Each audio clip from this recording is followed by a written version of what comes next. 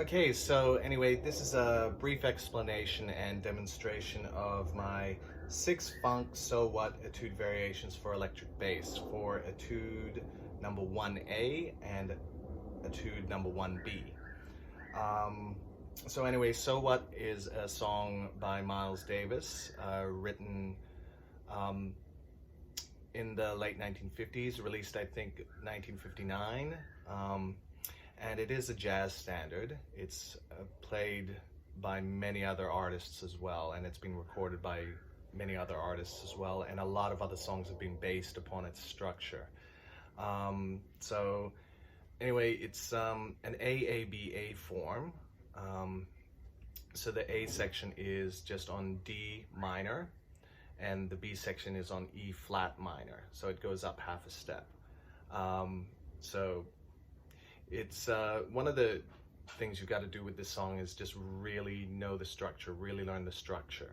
AABA is a very common form in jazz, and a lot of standards follow that form. So it's one of the main forms to really learn. And it's important to learn it, especially for this song, because it's such a popular standard and is played at many jam sessions.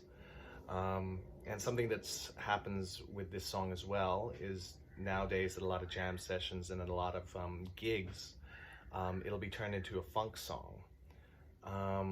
So anyway, the A section, because it's based just on like a scale rather than a chord progression, it can be a bit more difficult to really keep your place. That's why it's so important to know where you are in the song.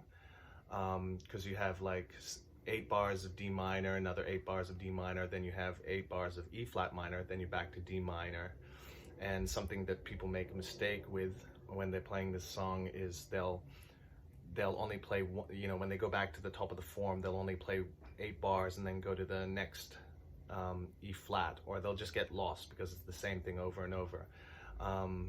Now in the song, like Bill, the original and other recordings of it, Bill Evans, for example, in the original recording, will be playing other chords on top of it. Like he'll be playing the scale in fourths. So, but all the chords are still related back to the D minor scale or D Dorian that they use, because it's not like a typical like chord progression that you'll have in a song. You know, for instance, like they'll have D minor for 1 bar, G7 for 1 bar, and then C major 7 for 2 bars, or so forth. So yeah, as I said before, it's really important that you know the structure, because then you can go forward with it and be more experimental and more creative with it. So anyway, these etudes are here to help you with that, and I've written them to be like something that you might play at a modern, you know, at a jam session or a gig today. So anyway, without further ado, I'll send you the link for this. I found a really good backing track for this song in funk style. Now I'm only playing it at 0.75% speed. And when I send you the link, and if you want to practice to this, probably turn the bass down a bit, because it has its own bass track on it. And the ones that I've written clash a little bit on maybe 1 or 2 notes. So anyway, I'll do that now. So we'll play along with this track at 0.75 speed. So this is Etude 1A. 2, 1, 2, 3, 4.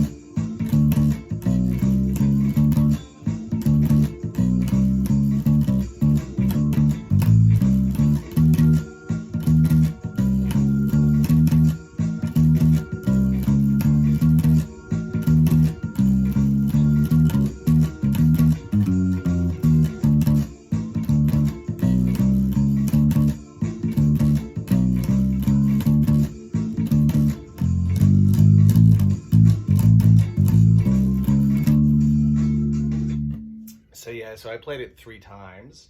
First 2 times pretty straight. And then the third time I added a few muted notes just to make it a bit more funky.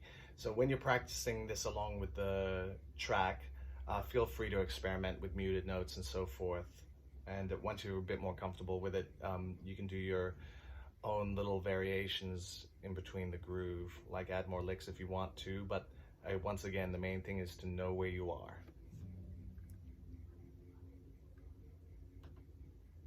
So anyway, I'm going to do Etude 1B now.